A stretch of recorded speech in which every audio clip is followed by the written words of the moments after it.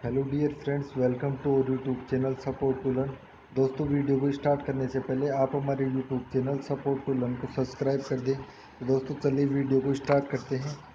दोस्तों, आज मैं आपको इस वीडियो में बताऊंगा एलडीसी भर्ती की जो दूसरे चरण के लिए जो भी दिशा निर्देश बोर्ड के द्वारा दिए गए हैं उनके बारे में हम इस वीडियो में डिस्कस करेंगे।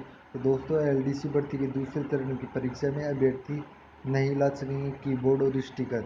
दूसरे चरण के लिए चयनित अभ्यर्थी 14 अगस्त से ऑनलाइन जमा करा सकेंगे कंप्यूटर शुल्क। दोस्तों, जो भी आपकी कंप्यूटर शुल्क है वो आप 14 अगस्त से ऑनलाइन जमा करवा सकते हैं। अभ्यर्थियों के लिए 14 अगस्त से 2 सितंबर तक उपलब्ध रहेगा मॉक टेस्ट।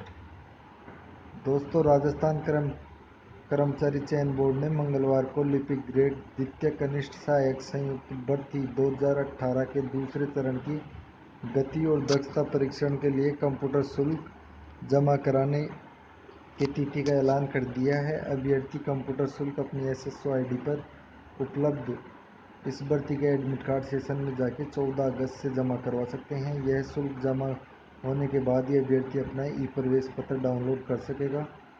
शुल्क जमा नहीं कराने की स्थिति में अभ्यर्थी अपना ई प्रवेश पत्र डाउनलोड नहीं कर सकेगा। बोर्ड की ओर से अभ्यर्थी को अलग से कोई प्रवेश पत्र नहीं भेजे जाएंगे। इस भर्ती के दूसरे चरण में गति और दक्षता परीक्षा का आयोजन 3 सितंबर से 6 सितंबर तक होगा।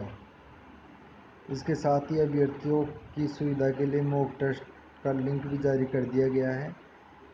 अभ्यर्थी 14 अगस्त से 2 सितंबर तक बोर्ड की वेबसाइट पर मॉक टेस्ट के लिए उपलब्ध करवा दिया जाएगा।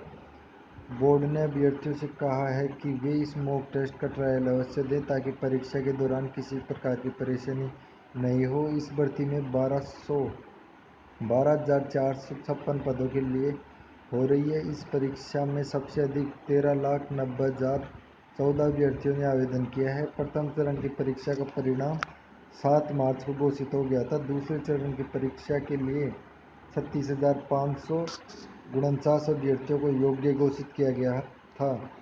दोस्तों, बोर्ड के लिए जो निर्देश जारी किए गए हैं, बोर्ड ने आपके लिए जो निर्देश जारी किए हैं अब उनके बारे में चर्चा करते हैं। जैसा कि आप देख पा रहे हैं, दक्षता परीक्षा का प्रश्न पत्र अभ्यर्थी को परीक्षा के समय अलग से दिया जाएगा। दक्षता परीक्षा समाप्त होने के बाद प्रत्येक अभ्यर्थी प्रश्न पत्र के नीचे वर्णित प्रमाण पत्र पर हस्ताक्षर करके निरीक्षक को वापस लौटा दे।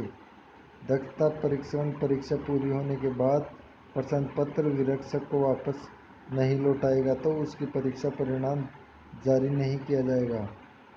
अभ्यर्थी किसी भी तरह का कीबोर्ड स्टिकर साथ ले जाने की अनुमति नहीं है। परीक्षा को लेकर सोशल मीडिया पर चल रहे भ्रामक प्रचार पर विश्वास नहीं करें। बोर्ड की वेबसाइट पर प्राप्त जानकारी को ही अधिकृत माने।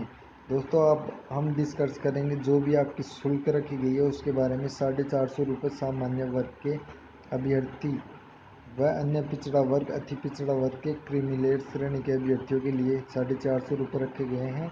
350 रुपये राजस्थान के अन्य पिछड़ा वर्ग अति पिछड़ा वर्ग के नॉन क्रीमी श्रेणी के लिए रखा गया है।